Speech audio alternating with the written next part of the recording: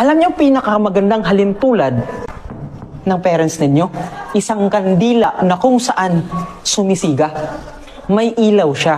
At yung ilaw na yan, willing siyang ipailaw sa inyo para kahit papano maging successful yung buhay ninyo. They are risking their life.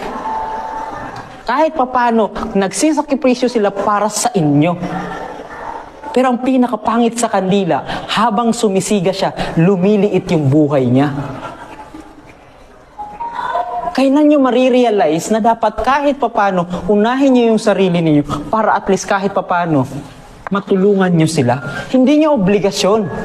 Pero kung mahal nyo sila kahit papano, unahin nyo naman sila kaysa dito.